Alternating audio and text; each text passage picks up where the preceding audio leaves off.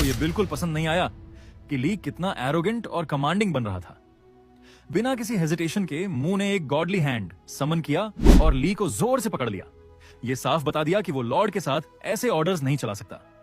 ली पूरी तरह शॉक में था। उसे बिल्कुल भी उम्मीद नहीं थी कि ऐसा होगा, लेकिन मू को उसके प्रोटेस्ट या कंप्लेंट से कोई फर्क नहीं पड़ा और उसने बिना किसी सेकंड थॉट के उसे घसीटते हुए कहीं और ले जाना शुरू कर दिया। मू ने डिसाइड कर लिया था कि वो इस लड़के को एक और दुनिया में दूसरी चांस देगा, लेकिन ली के चेहरे की एक्सप्रेशन से लग रहा था कि उसके दिमाग में कुछ और ही चल रहा है। कुछ ही देर में वो लोग डिवाइन रेल्म के दूसरे नंबर के गॉड लूसीफर के डोमेन में पहुंच गए। मू ने कॉन्फिडेंटली एंट्री मारी। उसके फर्म स्टेप्स ने साफ बता दिया कि वो वहां किस मकसद से आया है। वहां कोई और नहीं था, सिर्फ लूसीफर, जो मू के उलट अपनी प्लैनेट इल्योर पर बहुत ही ध्यान दे रहा था। मू सीधे लूसीफर के कास्टल में मार्च करता हुआ घुस गया, बिना किसी परमिशन मांगे, जैसे लूसीफर कोई आम इंसान हो। नेचुरली लूसीफर मू के इस रूड बिहेवियर से खुश नहीं था। उसने एक्सप्लेनेशन का भी चांस नहीं दिया और सीधा मना कर दिया। जो भी वो लोग चाह रहे थे उसे सुनने से भी इनकार कर दिया।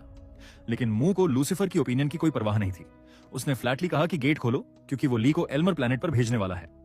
एक्सपेक्टेडली लूसीफर ने रिमाइंड कराया कि एल्मर उसका प्लैनेट नहीं है, इसलिए मू के पास ऐसा करने का कोई हक नहीं है। मगर मू पीछे हटने वालों में से नहीं था। वो थोड़ा आगे झुका और लूसीफर को याद दिलाया कि इस सिनेरियो में कौन ज्यादा पावरफुल गॉड है। उसने साफ कर दिया कि वो जो चाहे कर सकता है। अपनी बात को और स्ट्रांग बनाने के लिए मू ने ऐड किया, अगर तुम्हें मेरी ताकत पर डाउट है तो मैं कभी भी कहीं भी प्रूव करने के लिए रेडी हूं। पुअर लूसीफर जानता था कि वो मू का मुकाबला नहीं कर सकता, इसलिए फ्रस्ट्रेशन में कांपने लगा।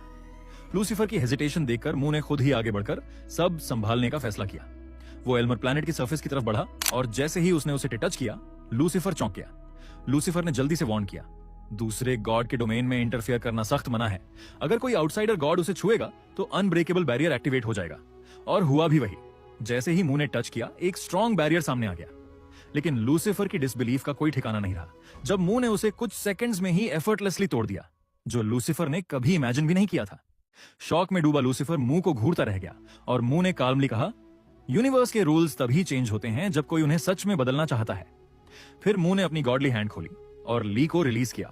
उसे अर्ज किया कि आगे बढ़ और उस होल में कूद जा जो एल्मर प्लैनेट में बनाया गया था। ली हेजिटेट कर रहा था, क्लियरली डर गया था, लेकिन मू ने उसे रिमाइंड कराया, यही तो तू हमेशा मांगता आया है और अब मौका सामने खड़ा है। ली ने फिर एक बार मू से रिक्वेस्ट की, ड्रैगन लिंक मुझे दे दो ताकि मैं अपनी नई लाइफ में डोमिनेट कर सकूं। लेकिन मू ने साफ कर दिया कि वो अपना असिस्टेंट देने का कोई इरादा नहीं रखता और सीधे ली को एल्मर प्लैनेट में शूट कर दिया। उसके बाद मू ने थोड़ी देर सोचा, आजकल के किड्स सब कुछ सिल्वर प्लेटर में चाहिए, खुद मेहनत करना तो जैसे भूल ही गए हैं। अब जब सब कुछ सेटल हो गया, मू ने कैजुअली लूसीफर की तरफ देखा और बोला, बच्चे का ध्यान रखना, और वहां से निकल गया। लूसीफर मीनवाइल ह्यूमिलिएशन और गुस्से से जल रहा था। वो बस इतना सोच पा रहा था, काश मेरे पास ताकत होती कि मैं मुंह को टुकड़े टुकड़े कर दूं। लूसीफर की स्टोरी भी मुंह से कुछ अलग नहीं थी। वो कभी हिस्ट्री का पहला डीमन लॉर्ड था, एल्मर प्लैनेट पर हर लाइफ फॉर्म से ऊपर। जब उसने स्ट्रॉन्गेस्ट का टाइटल लिया, एरोगेंस में उसने अपने गॉड को चैलेंज कर दिया।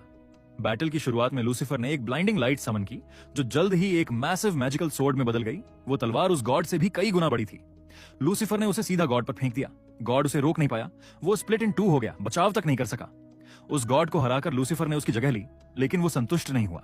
उसने डिवाइन रेल्म के हर गॉड को चैलेंज किया, एक के बाद एक को हराया और खुद को अल्टीमेट थ्रोन पर बैठाया। एक डीमन होते हुए भी वो बन गया God of gods, absolute invincible, supreme legend. एक ऐसा नाम जिसे सबने रिस्पेक्ट किया, लेकिन उसकी ग्लोरी ज्यादा दिन टिक नहीं पाई। एक दिन मुंह आया और उसी तरह उसे हरा दिया जैसे बाकी सबको क्रश कर चुका था। सबके सामने लूसीफर की माइटी इमेज टूट गई। उस ह्यूमिलिएशन और गुस्से में जलते हुए लूसीफर ने एक वाव लिया, मैं इस इंसान की औलाद मुंह से बदला लेकर रहूंगा। अब वापस प्रेजेंट में मुंह अपने ड्रैगन लिंक के ऊपर आराम से राइड कर रहा था, अपने डोमेन की ओर बढ़ते हुए। उसे नहीं पता था कि आसमान में कुछ उसे सीक्रेटली वॉच कर रहा है। एक डीमन, शायद लूसीफर ने ही भेजा था। वो मुंह की हर मूव ट्रैक कर रहा था, इंतजार कर रहा था परफेक्ट मौका मिलने का, स्ट्राइक बैक करने के लिए। बस उसी तरह जैसे लूसीफर हर पल गिन रहा था अपनी बेइज्जती का बदला लेने का मौका, वैसे ही ली के स्कूल का वो बुली जो अभी अभी होश में आया था, वो भी बेसब्री से इंतजार कर रहा था ली को मरा हुआ देखने का। हॉस्पिटल बेड पर लेटे हुए ही उस लड़के ने अपना फोन उठाया और तय किया कि अब किसी और ज्यादा ताकतवर इंसान को बुलाना पड़ेगा ताकि ली को सबक सिखाया जा सके। जलती हुई नाराजगी के साथ उसने कॉन्टैक्ट्स स्क्रॉल करने शुरू किए, जब तक उसे वो नाम नहीं मिल गया जिसे वो ढूंढ रहा था। शहर के दूसरी तरफ कोई पंचिंग बैग पर अपनी सारी ताकत निकाल रहा था। उस लड़के का नाम था च्योल, यूथ डिवीजन का मिडिल वेट बॉक्सिंग चैंपियन। उसका इंटेंस ट्रेनिंग सेशन अचानक एक जबरदस्त रिंगटोन की वजह से रुक गया। गुस्से में आकर चियोल ने पंच बीच में ही रोक दिया। उसके शरीर से पसीना टपक रहा था और उसने घूमकर देखा कि ये बेकार आवाज किसके फोन से आ रही है। तभी एक दूसरा लड़का जो ब्लॉन्ड था कैजुअली अंदर आया और बोला कि ये उसका फोन है। वो जाकर फोन उठाता है और अनॉयड टोन में आंसर करता है। वो लड़का था चियोल, एक बॉक्सर जिसे 2 साल का एक्सपीरियंस था। कॉलर और कोई नहीं बल्कि वही पीटा हुआ बुली था जिसकी आवाज में बेबसी साफ झलक रही थी। बिना किसी इंट्रोडक्शन के उसने चियोल से कहा कि अगर वो चाहे तो उसे नया फोन दिलवा देगा, बस उससे एक छोटा सा काम करवा दे। शुरुआत में चियोल को यह रिक्वेस्ट सुन के थोड़ा सरप्राइज हुआ, लेकिन जब उसे ये डील आसान और फायदे का लगा तो उसने हाँ कर दी और पूछा उसे रिटर्न में करना क्या होगा। अगले दिन क्लास में जब सब कुछ नॉर्मल लग रहा था तभी वो बुली ऐसे अंदर घुसा जैसे कुछ हुआ ही ना हो। जैसे ही वो अपनी सीट की तरफ बढ़ा, पूरा क्लासरूम एक पल के लिए बिल्कुल साइलेंट हो गया। सबकी नजरें उसी पर टिकी हुई थीं। फिर धीरे धीरे बातें शुरू हुई। स्टूडेंट्स विस्पर्स कर रहे थे कि जो लड़का दूसरों को बुली करता था उसकी हालत अब कितनी पैथेटिक हो गई है। शुरू में उसने इग्नोर करने की कोशिश की, लेकिन जब ये विस्पर्स जोक्स में बदल गईं कि उसे न्यूटर्ड कर दिया गया है तो वो अब बर्दाश्त नहीं कर पाया। खुद को मजाक का पात्र बनने से रोकने के लिए उसने अपना बैग जोर से जमीन पर पटका और चिल्ला उठा कि वो आज भी सबको धो सकता है, इवन न्यूटर्ड होने के बाद भी।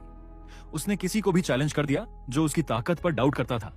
तभी क्लास प्रेसिडेंट, एक लड़की जो ग्लासेस पहनती थी, खड़ी हो गई और जोर से बोली, या तो चुप रहो या क्लासरूम छोड़ दो। ये सुनकर कि कोई लड़की उससे ऐसे बात कर रही है, बुली का गुस्सा और बढ़ गया। उसे ये बर्दाश्त नहीं हुआ कि अब क्लास प्रेसिडेंट भी उससे लड़ने को तैयार थी। गुस्से में आकर उसने एक रैंडम चेयर उठा ली और उसे उस लड़की की तरफ फेंकने ही वाला था ताकि सबको दोबारा डर का एहसास दिला सके। लेकिन उसी मोमेंट क्लासरूम का दरवाजा जोर से खुला और एक मैसिव टीचर अंदर आए। सभी स्टूडेंट्स चौंक गए और बुली ने तुरंत अपना चेयर नीचे रख दिया और सीट पर ऐसे बैठ गया जैसे कुछ हुआ ही ना हो। टीचर ने चारों तरफ देखा और क्लास प्रेसिडेंट की तरफ देखा जो अब भी गुस्से में खड़ी थी। उन्होंने उससे पूछा कि क्या हुआ और वो अपनी सीट से बाहर क्यों है, लेकिन लड़की ने सच्चाई नहीं बताई। वो चुपचाप अपनी सीट पर लौट गई और बोली कि कुछ खास नहीं था।